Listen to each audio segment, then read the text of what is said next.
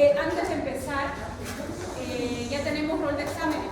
Es el 30 de agosto. Los temas que van a ingresar es hematopoiesis, hemograma, la sana. El hemograma se va a dividir en dos partes. La primera parte que vamos a avanzar hoy y la siguiente semana avanzamos la segunda parte del hemograma. Entonces son esos 4 temas. Hematopoiesis, sangre, primera parte del hemograma y segunda parte del hemograma. ¿Listo? ¿Qué más le voy a hablar? La siguiente semana con ustedes es martes. Hablé con dirección de carrera y voy a hacer una evaluación continua de la práctica que vamos a avanzar la siguiente semana. Entonces yo les dije más o menos cómo vamos a avanzar, ¿no? Voy a llegar el siguiente martes, les voy a explicar la práctica y los voy a dejar trabajar. Entonces mientras ustedes van trabajando y van haciendo la práctica, yo voy a ir evaluando uno por uno, con una hoja que se llama rúbrica, que es un instrumento de evaluación. Ahí yo les voy a decir, hizo bien el llenado de capilar, leyó bien el hematocrito, obtuvo bien la hemoglobina, sacó bien sus cálculos del índice matrimétrico, supo qué tipo de anemia tenía el paciente con la práctica. Y esa va a ser su evaluación continua. ¿Listo? ¿Qué más? Antes de olvidarme, sangre ya no necesitamos sacarnos, ya teníamos sangre de la anterior clase. Eso. Respecto al examen parcial práctico, normalmente no lo doy la misma semana, porque siempre empezamos una semana después de teoría la parte práctica, ¿no? Entonces normalmente después del primer parcial teórico recién viene el práctico. Yo les voy a avisar, eso lo vamos a hablar en práctica. Bueno, les entregué a cada uno de ustedes una hoja, esto es un hemograma. Al finalizar la clase de teoría se supone que ustedes me van a dar un diagnóstico de ese hemograma, así que atiendan la teoría. El hemograma se divide en 4 partes. Hoy solamente vamos a avanzar una, que es la parte más larga, que es la serie roja. La siguiente clase avanzamos serie blanca, plaquetas y BCG. Entonces el diagnóstico que me van a dar de su hemograma hoy finalizando la clase es el diagnóstico solo de la serie roja, ¿ya? Entonces, el hemograma se divide en 4 partes. Serie roja, serie blanca, plaqueta y BCG. Por lo tanto, son 4 las funciones principales que tiene un hemograma. Cada una de estas partes del hemograma tiene una función. La serie roja me permite detectar anemia y clasificar a las anemias. La serie blanca me permite detectar infección y clasificar qué tipo de infección. Además que me permite detectar procesos inflamatorios. Las plaquetas me permiten ver el inicio de la hemostasia primaria. Y la BCG es una prueba que me indica inflamación. Por lo tanto, me detecta procesos inflamatorios. Esas son las 4 funciones del hemograma. Por eso el hemograma se divide en 4 partes. Ahorita lo vamos a volver a ver y a decir lo que les acabo de mencionar. Cuando nosotros hacemos un hemograma, lo podemos hacer de 2 formas. Manual, que es el que nosotros vamos a empezar a hacer en práctica, o lo podemos hacer automatizado, que es un equipo llamado Coulter. Un hemograma manual demora aproximadamente 1 a 2 horas en hacerse. Un hemograma automatizado, 2 minutos. Entonces, obviamente hay diferencia. Pero son equipos que solamente se trabajan en laboratorios grandes donde se procesan muchas muestras. Por lo tanto, el hemograma que nosotros estamos haciendo en práctica es completamente manual, ¿ya? Terminamos el hemograma en práctica y les voy a mostrar este equipo. Los equipos de Coulter, que son los equipos que hacen hemograma, tienen un precio aproximadamente de $30,000 a $50,000. Por lo tanto, solamente se los maneja en laboratorios donde entra alta muestra, ¿ya? Entonces, ¿por qué nosotros pedimos un hemograma? Porque queremos valorar de manera integral la salud o el estado general de mi paciente. Vuelvo a decir lo que les dije al principio. El hemograma tiene 4 funciones. Primera, detecta anemia y me clasifica las anemias. Segundo, detecta infección y me clasifica la infección. Tercero, a través de las plaquetas me dice cómo está funcionando mi hemostasia primaria. Cuarto, me detecta procesos inflamatorios gracias a la BCG. ¿Listo? Esas son las 4 funciones del hemograma. El hemograma se divide en estas 3 partes. Ahorita les voy a explicar por qué tengo yo una 4ª parte más. En la mayoría de la literatura, el hemograma se clasifica en eritrograma, leucograma y trombograma. Eritrograma es el estudio de los eritrocitos, leucograma es el estudio de los leucocitos y trombograma es el estudio de los trombos o llamados plaquetas. Lo mismo tengo yo aquí, solo que aquí añadí la BCG. La BCG quiere decir velocidad de eritrosedimentación globular. Es una prueba indicadora de inflamación. Yo se las voy a mostrar cómo se hace en laboratorio. No la vamos a hacer porque demora 1 hora en hacer. Entonces no nos da el tiempo de la parte práctica para hacer solamente BCG. Por eso es que les dije que un hemograma se demora entre 1 o 2 horas en realizar. ¿Ya? Hoy, de estas 3 partes, solamente vamos a ver una, que es la más larga, que es el eritrograma. Y la siguiente semana vamos a ver leucograma, trombograma y BCG, en teoría. Comenzamos con el eritrograma. ¿Qué era el eritrograma? Era el estudio de los eritrocitos. Los eritrocitos también tienen otro nombre llamado glóbulos rojos o hematíes. Ya ustedes lo conocen de memoria, el glóbulo rojo. Ya lo hemos visto en la primera clase, lo hemos visto en la segunda clase, estamos volviéndolo a ver en esta tercera clase. Acuérdense que los glóbulos rojos son células sanguíneas producidas por la médula ósea. Lo produce la célula madre mieloide. Acuérdense que mi médula ósea tarda en producir glóbulos rojos entre 3 a 5 días. Acuérdense que el glóbulo rojo es una célula anucleada, con una forma bicóncava, con una membrana flexible, que tiene una vida media entre 90 a 120 días, que una vez que muere, porque ya cumplió su vida media, va hasta el vaso y muere en el vaso. Por eso el vaso es llamado el cementerio de los glóbulos rojos. Recuerden que los glóbulos rojos no tienen por qué cambiar de cantidad, forma, tamaño y color. Eso se les tiene que quedar en la memoria, porque ahorita van a ver qué parte del hemograma me dice a mí si cambió de cantidad, si cambió de color, si cambió de forma. ¿Ya? ¿Qué más respecto a los glóbulos rojos? Los glóbulos rojos son los principales que me transportan oxígeno. Es el primero que yo estudio en la serie roja porque los glóbulos rojos lo comparo como un bombón. Estos bombones amarillos, ustedes tienen la envoltura amarilla. Si abren la envoltura amarilla, se encuentran con la cobertura del chocolate. Si ustedes sacan la cobertura del chocolate, se encuentran con la galleta. Si sacan la galleta, se encuentran con la crema o el maní o la parte de adentro. Eso es un glóbulo rojo. Recuerden o imagínense lo que el glóbulo rojo es la envoltura amarilla. Saco la envoltura amarilla, me encuentro con el chocolate es el hematocrito. Saco el chocolate, me encuentro con la galleta es hemoglobina. Saco la galleta, me quedo con el maní o con la crema y ese es el índice matrimétrico. O sea, todo eso forma la serie roja, todo eso es el glóbulo rojo. Si yo vengo con ese bombón y lo corto con un cuchillo todo, lastimo la envoltura, la crema, lastimo la galleta, lo mismo pasa con el glóbulo rojo. Si viene una enfermedad y me destruye el glóbulo rojo, me destruye todo lo que está dentro. Por ejemplo, si ese bombón se pudre la etiqueta, la parte del amarillo, y yo lo dejo ahí, va a terminar afectando todo lo de adentro. Lo mismo. Si algún componente del glóbulo rojo se afecta, termina afectando a todo el glóbulo rojo. Entonces, por eso les digo, imagínense que el glóbulo rojo es un bombón, porque ahorita lo vamos a ir destapando y vamos a ir estudiando cada una de las partes de él. Comenzamos con el glóbulo rojo de manera general. Cuando nosotros estudiamos el eritrograma, antes de comenzar con el glóbulo rojo, acuérdense que nosotros tenemos nuestros tubos tapalilas. Yo les dije que el laboratorio puede que me traigan estos tubos con anticoagulantes, pueden que me den tubos vacíos y donde ustedes tengan que poner anticoagulantes. Ustedes prepararon su propio tubo, le colocaron 2 gotas de anticoagulante a su tubo, luego la sangre, luego lo mezclaron y lo tenían listo su muestra para trabajar. Este tubo tapalila me sirve para hacer todo el hemograma. Lo que ustedes van a comenzar a hacer en la siguiente clase solamente va a ser serie roja.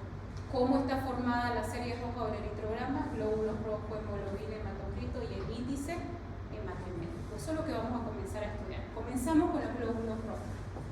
Ya vimos todas las características de los glóbulos rojos y una de las 4 condiciones que les dije, ¿se acuerdan? Glóbulos rojos no tienen que cambiar de cantidad, forma, color y ¿qué más? Tamaño. Cada parte del hemograma me va indicando eso. Comenzamos con esta parte y esto me dice si mis glóbulos rojos están cambiando de cantidad o no. Por lo tanto, fíjense que los valores de referencia de los glóbulos rojos, su unidad de medición son millones por células por milímetro cúbico. Pero miren el laboratorio que ustedes tienen. El laboratorio que ustedes tienen dice por 10 a la 6. Cada uno de ustedes tiene su propio nombre y su propio apellido. Su nombre es glóbulo rojo. Su apellido es unidad de medición. Por lo tanto, no nos vamos a aprender así cada una de las células. Glóbulos rojos, ¿cuál es su unidad de medición? Millones por milímetros cúbicos o por 10 a la 6 unidades litros. ¿Por qué me interesa saber eso? Porque los laboratorios pueden cambiar.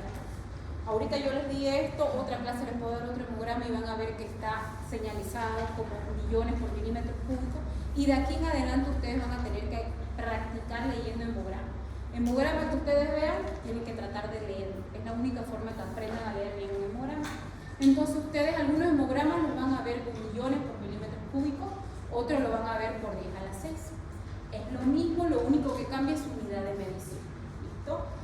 Antes de continuar con esto, ustedes también tienen que tener en cuenta que un laboratorio puede variar a otro laboratorio. Por ejemplo, ella tiene un laboratorio A, ella tiene un laboratorio B, ella tiene un laboratorio C.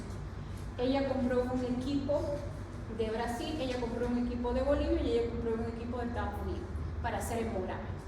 Entonces, su equipo que ella compró le va a decir sus parámetros van de aquí a aquí, su control de calidad es ese, su reactivo es ese, su equipo de ella tiene otro reactivo, tiene otro control de calidad, tiene otros parámetros de medición.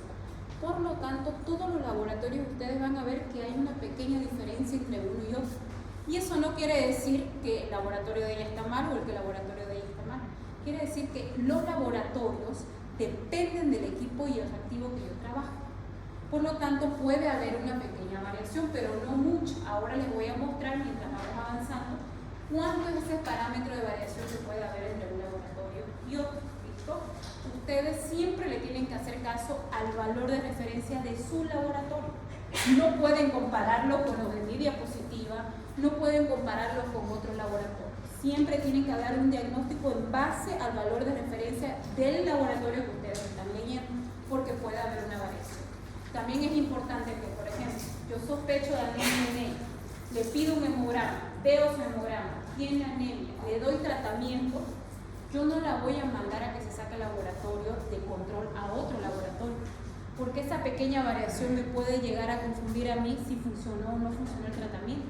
Si yo empecé aquí pidiéndole laboratorio, hice tratamiento, vuelvo al mismo laboratorio.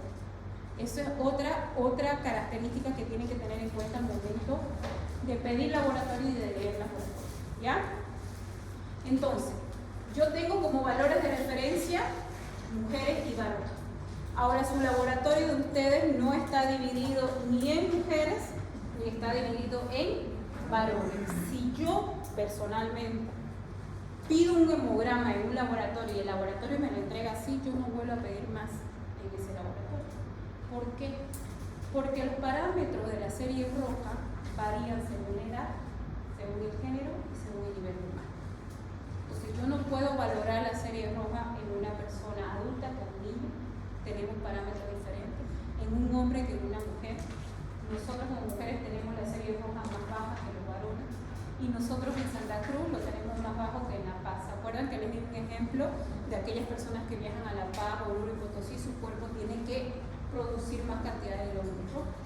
Entonces, un hemograma, el correcto hemograma, me daría los valores de hombre y de mujer, para que yo pueda diferenciar esas características.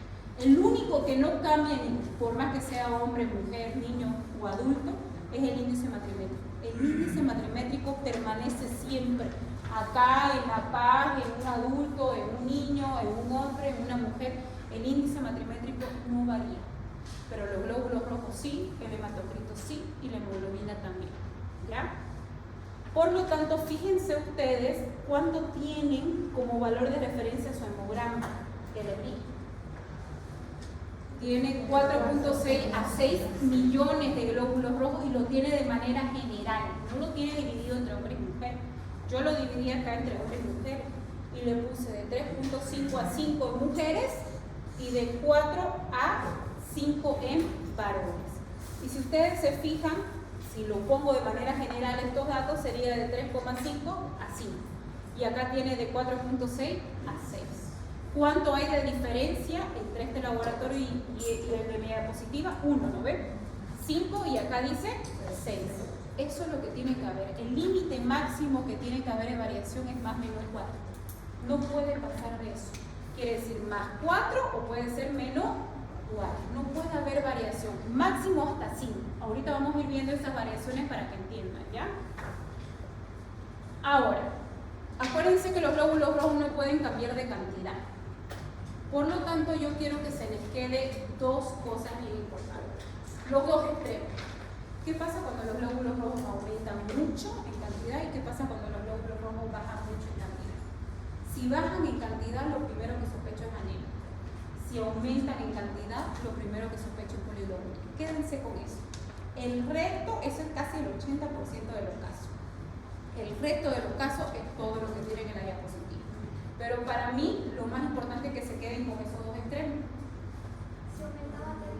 Poliglobulia, también llamada policitemia. Eso les voy a explicar. ¿Qué es? La poliglobulia, también llamada policitemia, es una alteración en el aumento de los glóbulos rojos. El cuerpo produce de manera exagerada glóbulos rojos. Esta poliglobulia puede ser de dos causas: fisiológica o patológica. Y les voy a dar un ejemplo de cada uno. Una poliglobulia fisiológica es, por ejemplo, que yo me vaya a La Paz. Hoy viajo en la noche a La Paz y me tengo que quedar 2 semanas en La Paz.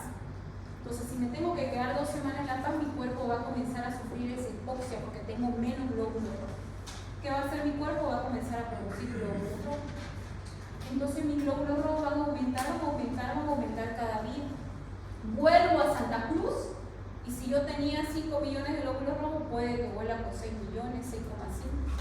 Entonces, eso es una poliglobulia fisiológica. Vuelvo a Santa Cruz y otra vez van a morir y otra vez van a volver a la normalidad. Eso quiere decir poliglobulia fisiológica, que es transitorio ese aumento de glóbulos rojos. Les doy un ejemplo de poliglobulia patológica. No sé si han ustedes escuchado la flebotomía terapéutica o la hemocromatosis. Es cuando las personas tienen demasiados glóbulos rojos y en esos glóbulos rojos hay mucho depósito de hierro. Entonces, esas personas con hemocromatosis o acúmulo de hierro o aumento de glóbulos rojos necesitan sacarse sangre para eliminar ese exceso de glóbulos rojos, porque es una patología. Esos depósitos de hierro acumulados que yo tengo se pueden ir a mis órganos y producir otras complicaciones. Entonces, esa es una poliglobulia patológica. Vuelvo al inicio. Quiero que se queden con estas dos ideas. Demasiado aumento de glóbulos rojos, poliglobulia. Disminución de los glóbulos rojos, anemia. Después, si mi paciente no tiene ninguna de esas dos condiciones, recién busco alguna de ellas. ¿Listo? Vamos con el segundo. Ya abrimos la parte de afuera, que era el glóbulo rojo. Seguimos abriendo, nos encontramos con el hematocrito. ¿Qué es el hematocrito? La literatura dice que el hematocrito es la concentración de glóbulos rojos en relación al plasma. Otra literatura menciona que es la concentración de glóbulos rojos en relación a la sangre total. Y este es un ejemplo de hematocrito. La siguiente clase ustedes van a hacer hematocrito.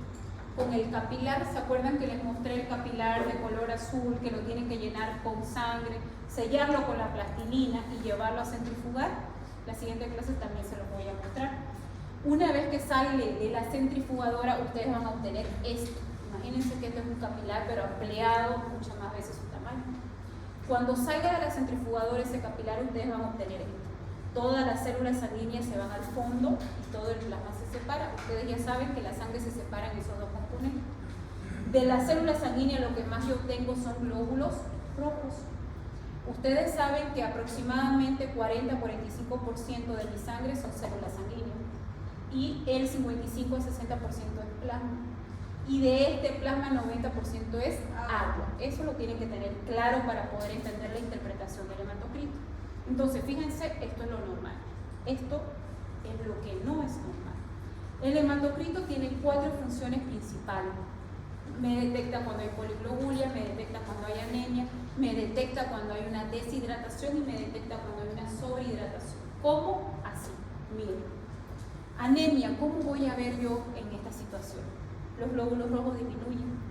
Y al disminuir los glóbulos rojos, aumenta la cantidad de plasma. Así ustedes vieran un hematocrito cuando estuvieran en el caso de anemia.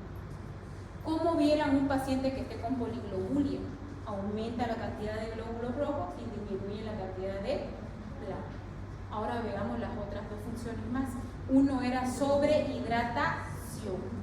Esto es una sobrehidratación. Hay más cantidad de plasma porque el plasma hay más cantidad de agua. Por ejemplo, los pacientes que están internados, donde todos reciben vía endovenosa, hidratación, alimentación parenteral, estos pacientes tienden a sobrehidratarse con mucha cantidad de suero porque nada reciben vía oral, no van al baño, no tienen mobilización, entonces los puedo sobrehidratar. Esto para mí es sobrehidratación o anemia. La única forma de que yo sepa cuál de las dos es viendo la clínica del paciente. ¿Cómo voy a saber yo que es una sobrehidratación? Clínicamente, ¿cómo lo voy a ver al paciente? Edematizado. Entonces, ese es un parámetro. Clínicamente, ¿cómo lo voy a ver al paciente si tiene anemia? Yo, acuérdense, también, y este valor lo voy a confirmar con el nivel de hemoglobina. Si la hemoglobina está normal, esto es una sobrehidratación. Entonces, el hematocrito me sirve para eso. Ahora veamos este caso. Este es un paciente deshidratado. Miren la cantidad de plasma, pequeña, y es un hemoconcentrado. No sé si han escuchado de los pacientes hemoconcentrados. Los pacientes con dengue hemorrágico hacen esto primero. Antes de llegar al periodo de sangrado, comienzan con una hemoconcentración. Salen de la fase de hemoconcentración y comienzan a sangrar. Por eso es muy importante hacer seguimiento continuo de los pacientes con dengue, porque de un día a otro puede cambiar por completo su laboratorio. Por eso un paciente con dengue cada 24 horas se le hace control de hemograma para ver hematocrito y para ver plaqueta, para ver si está pasando a la fase de recuperación o para ver si está pasando a la fase del sangrado. ¿Listo? Este es un paciente hemoconcentrado y un paciente deshidratado. Así ustedes lo pueden ver, pero obviamente esto es netamente laboratorio. Ustedes siempre tienen que acompañar a la parte clínica. Por eso se dice que los laboratorios son estudios complementarios al análisis clínico que yo le hago a mi paciente. ¿Ya? Todo lo que les dije ahora está acá. ¿Cuándo el hematocrito puede estar alto? Poliglobulia, que también se llama policitemia, deshidratación. Son las dos causas principales. ¿Cuándo puede estar disminuido bajo? Anemia o sobrehidratación. Son las causas principales. No tiene nada de esto mi paciente, recién comienzo a buscar otras causas. Ahora, el valor normal del hematocrito. ¿Cuánto tienen ustedes en su hemograma? De 40 a 54%. Y yo tengo aquí en mujeres de 36 a 42 y en varones de 42 a 50. Si estos dos valores yo lo uno, lo tengo de 36 a 50. Y ustedes lo tienen de 40 a 54. ¿Existe una variación? Sí, de más o menos 4. ¿Sigue estando dentro de esta regla? Sí. Entonces, puedo confiar en este laboratorio y puedo confiar en este laboratorio. Pero vuelvo a decir, personalmente, si a mí me da un hemograma así, yo no vuelvo a sacar un hemograma en ese laboratorio porque necesito saber hombres y mujeres siempre. ¿Cuánto tiene de hematocrito su paciente? Ya. Pero si yo les dijera que es hombre, no tienen el valor al lado. Ni de hombre ni de mujer, se lo tendría que saber de memoria. Si les digo que es mujer, se lo tendrían que saber de memoria, porque no se lo está mostrando en su laboratorio si es hombre o mujer. Vamos con la hemoglobina, ya lo abrimos. Glóbulos rojos, seguimos hematocrito, seguimos bajando y nos toca ahora la hemoglobina. La hemoglobina es el principal componente que indica anemia. Muchas veces ustedes van a ver en su hemograma que la hemoglobina está baja y los glóbulos rojos están normales y el hematocrito está normal. Casi siempre una anemia empieza así. Si mi anemia está empezando, lo primero que va a bajar es la hemoglobina. Los glóbulos rojos van a estar normal, el hematocrito va a estar normal y el índice hematocrítico va a estar normal. ¿Por qué? Porque el principal componente que me indica que hay anemia siempre va a ser la hemoglobina. Ustedes ahorita acaban de ver el hematocrito.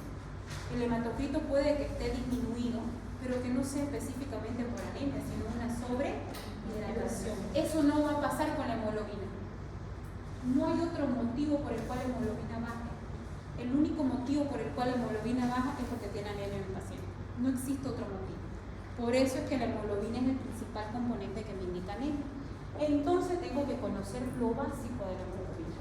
Primero, lo más básico, es un componente que está dentro de los glóbulos rojos. 2, es una proteína. 3, está formada por un grupo globínico y un grupo hemo. El grupo globínico está formado por 2 cadenas alfa y 2 cadenas beta, y el grupo hemo está conformado por hierro y protoporfirina. Cuarta característica, de acuerdo a la parte de la hemoglobina que esté afectada, es el tipo de anemia que tiene mi paciente. ¿Por qué quiero que aprendan esta característica de la hemoglobina? Porque los temas que vienen más adelante son generalidades de anemia. Entonces, cuando veamos anemia, nosotros ya sabemos que el principal componente que se afecta es la hemoglobina. Por lo tanto, nosotros tenemos que conocer a la hemoglobina. Porque hay anemias que solamente son producidas porque falla la parte globínica de la hemoglobina. Hay anemia que solamente afecta la parte del hemo de la hemoglobina. Y hay anemias que afectan toda la hemoglobina. Entonces, si yo no conozco cuál es la estructura de la hemoglobina, me va a ser difícil entender el tipo de anemia. ¿Ya? Por eso es que primero estamos avanzando lo más normal un hemograma para después comenzar a entender las alteraciones. Esas son las 4 cosas más básicas que ustedes tendrían que aprender de la hemoglobina. Ahora fíjense en los valores que yo les puse. De 2 a 14 en mujeres y de 14 a 17 en varones. ¿Ustedes qué tienen en valores de 13 a 16? Fíjense.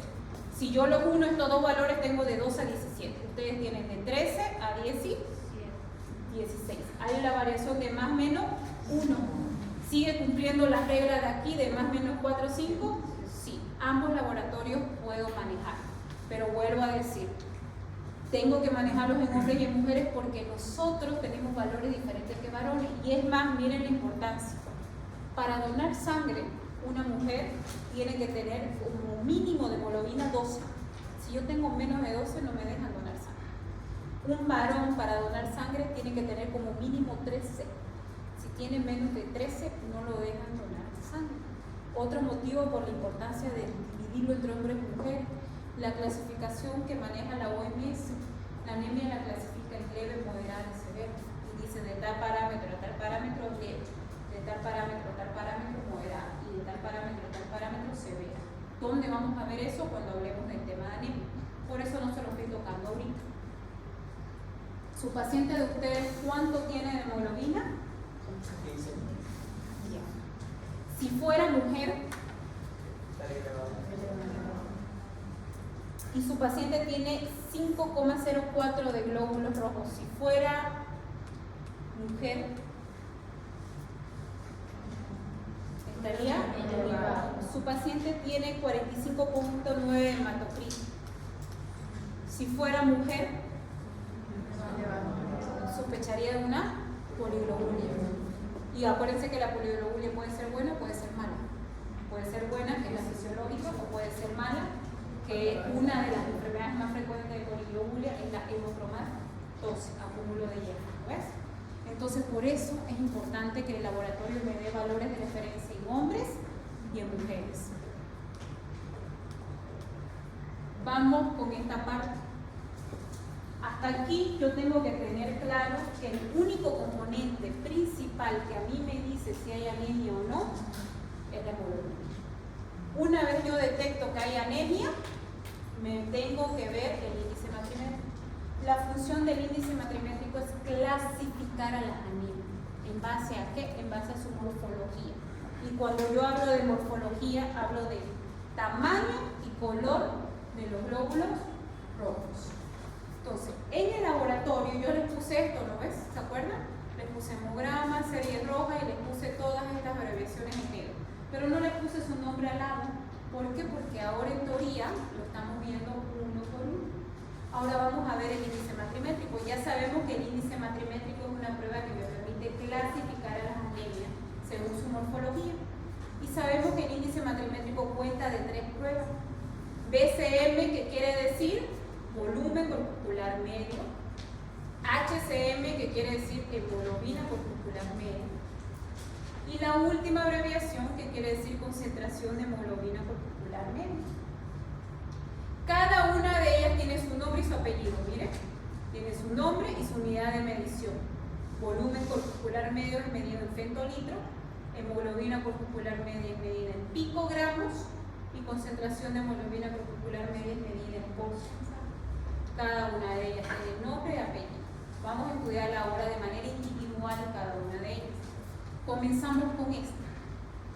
El volumen corpuscular medio me mide el tamaño de los glóbulos rojos. ¿En base a qué? En base a su valor de referencia. Su valor de referencia de mi laboratorio es de 86 a 96 femtolitros. ¿Cuánto es el valor de referencia de su laboratorio? De 80 a 97. ¿Existe una pequeña variación? Sí, aquí se pasó de 1 y acá se pasó con 6. Puede haber esa pequeña variación, pero ya más o menos ustedes saben que lo ideal es que no se salga de esta variación de acá, ¿lo ves? Esto es estandarizado a nivel mundial. Ahora, en base a eso, yo voy a medir el tamaño de los glóbulos. ¿Cómo? Si los resultados de mi paciente están por debajo de 86, quiere decir que los glóbulos rojos están pequeños. ¿Cómo se denomina glóbulos rojos pequeños? Microcíclicos. Si el parámetro de mi paciente está por arriba de 96, quiere decir que los glóbulos rojos están grandes. ¿Cómo se denomina eso? Macrocíclicos. Si los valores de mi paciente están dentro de estos valores, quiere decir que el glóbulo rojo está normal. ¿Qué quiere decir eso? Normocíclico. ¿Listo? Así lo clasifica el tamaño y volumen corpuscular medio, en base a su valor de referencia y comparándolo con el resultado de su paciente. Ustedes en práctica lo que van a hacer es calcularlo, porque ustedes lo van a hacer manual. Este valor me lo da el equipo, pero como no tenemos equipo, nosotros lo vamos a hacer de manera manual. Primero vamos a medir el hematocrit, luego el glóbulo rojo, luego la hemoglobina, y teniendo esos tres datos, vamos a reemplazar esta forma. ¿Listo? Eso va a ser en práctica. Ahora, antes de pasar al segundo, que es la hemoglobina corpuscular media, aquí en la marca, les voy a dar algunos ejemplos de cuándo van a encontrar los glóbulos rojos grandes, cuándo van a encontrar los glóbulos rojos pequeños y cuándo van a encontrar los glóbulos rojos normal de tamaño y que mi paciente tenga anemia. ¿Cuándo van a encontrar una anemia con glóbulos rojos grandes? Las anemias megaloblásticas. ¿Cuáles son ellas? La deficiencia por vitamina B12 y la deficiencia por ácido fólico. Son las únicas anemias que hacen que mis glóbulos rojos sean grandes. ¿Pueden haber otras situaciones donde mis glóbulos rojos estén grandes y que mi paciente no tenga específicamente anemia? Sí. ¿Cuándo? Pacientes alcohólicos y pacientes drogadictos. Pacientes que consumen alcohol en exceso y pacientes que consumen droga en exceso hacen que sus glóbulos rojos sean grandes y no necesariamente van a tener anemia, pero son las situaciones donde más común ustedes van a ver glóbulos rojos grandes. Ahora, veamos cuándo ustedes van a tener glóbulos rojos pequeños. En las anemias ferropénicas. Las anemias ferropénicas hacen que los glóbulos rojos sean pequeños, pero las anemias ferropénicas no empiezan con los glóbulos rojos pequeños, empiezan con glóbulos rojos normales. Si esa anemia ferropénica yo no la trato a tiempo, esos glóbulos rojos que al principio estaban normales se van haciendo pequeños. ¿Cuándo yo voy a ver anemias con glóbulos rojos normales? En las anemias por enfermedades crónicas, como por ejemplo 2 enfermedades crónicas en nuestra población que tienen alta prevalencia, que son las enfermedades llamadas diabetes mellitus y la hipertensión arterial. ¿Qué en común? ¿Cuál es el órgano que daña estas dos enfermedades?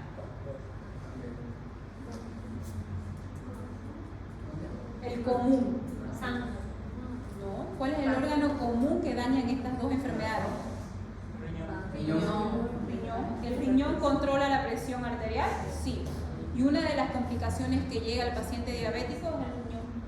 Por más que yo sea una persona que me cuide de mi azúcar, que no coma, que haga ejercicio, no tome, no nada, la literatura dice que aproximadamente entre los 10 o 20 años de un paciente diabético ya comienza a causar daño renal. Y el riñón para nosotros en el área de hematología, ¿cuál es su importancia? ¿Qué produce el riñón? Una hormona llamada eritropoyetina. ¿Cuál es la función de la eritropoyetina? Estimular la médula ósea para la producción de glóbulos rojos. Entonces, si yo tengo un paciente diabético de más de 20 años Yo ya sé que me va a hacer anemia. ¿Por qué sé que me va a hacer anemia sí o sí? No se va a escapar.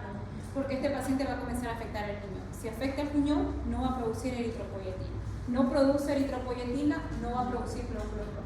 Si no produce glóbulos rojos, no va a haber hemoglobina. Y si no hay hemoglobina, hay anemia. Lo mismo con el paciente hipertenso. Termina haciendo anemia. Por más que yo quiera evitarlo, no lo puedo evitar.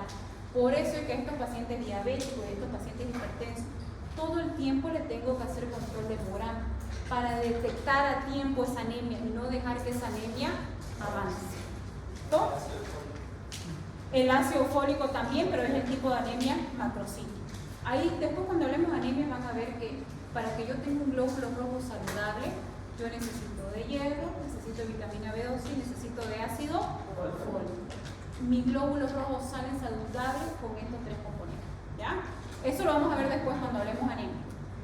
No mezclemos ahorita, si no se nos va a hacer un poquito más difícil entender esto. Ya vimos el tamaño, ahora nos toca hablar del color.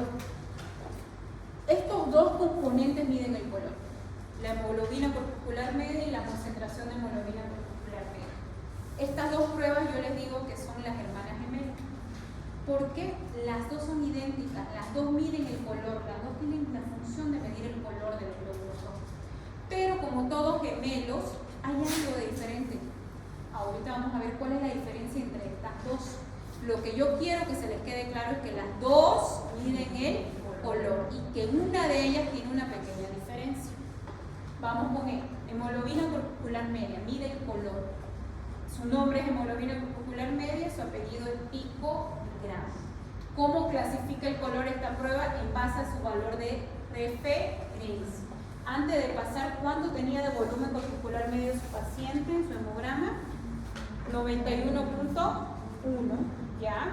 Vayan viendo sus valores porque al final vamos a dar un diagnóstico. Entonces, ¿cómo mido el color con esta prueba? Si el valor del resultado de mi paciente está menos de 27, es una anemia hipocrómica.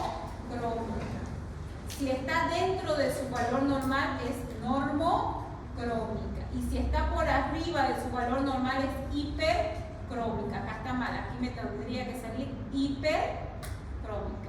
Hipo, normo y hipercrómica, ¿no ves?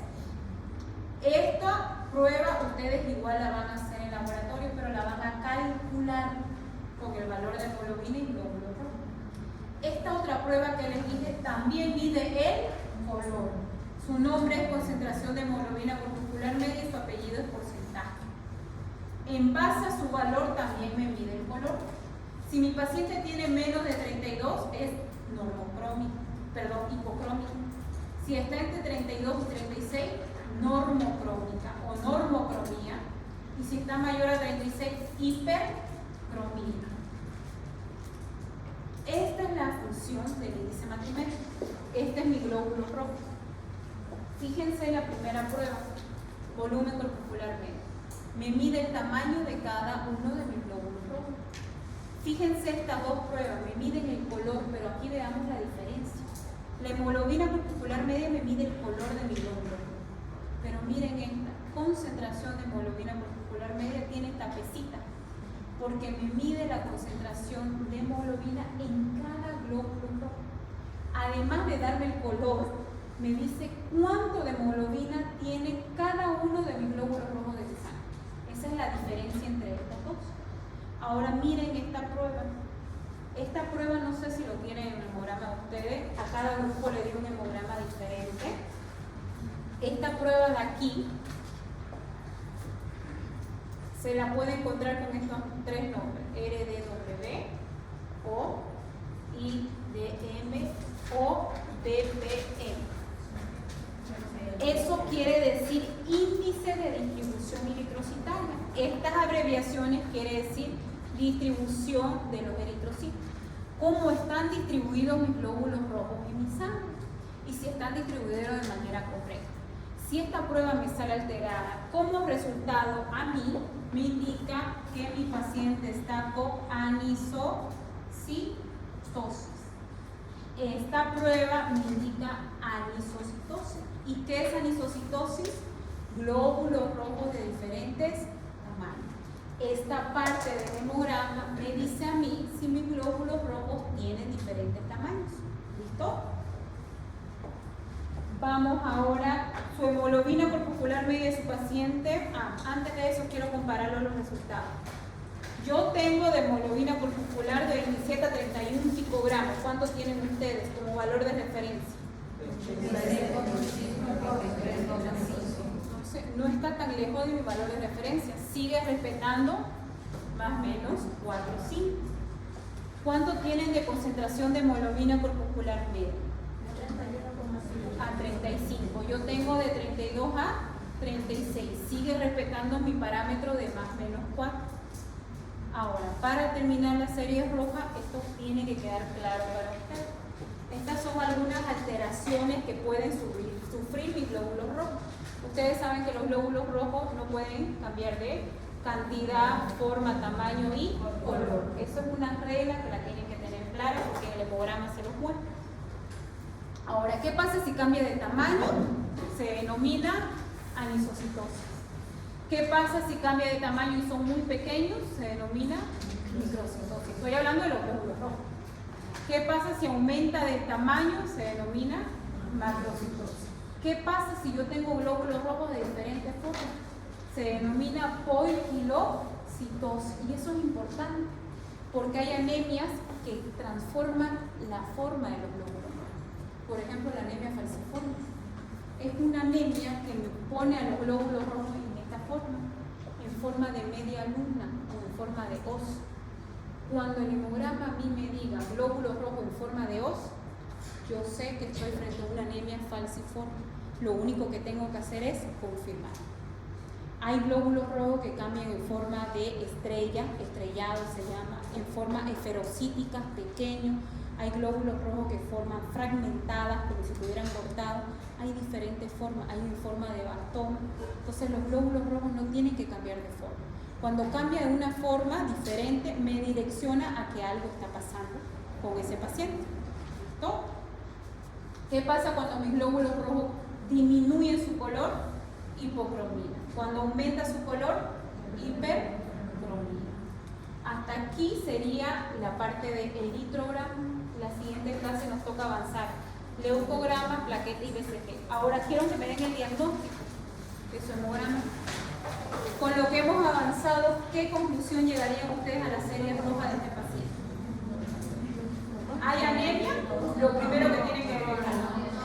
Entonces, si no hay anemia, no tengo por qué mirar el índice matrimétrico, ¿no ves? Porque la hemoglobina me detecta anemia y el índice matrimétrico me clasifica las anemias. Entonces, no hay anemia, no miro. Pero sí me llama la atención el tema de la poliloguria. Si fuera mujer, podría sospechar de una poliloguria, ¿cierto? Pero si fuera varón, ese hemograma estuviera completamente normal. Ahora vieron la importancia de que el hemograma me dé los parámetros en hombres y en mujeres. Este hemograma lo van a traer la siguiente clase porque nos toca ver la serie blancas y plaquetas.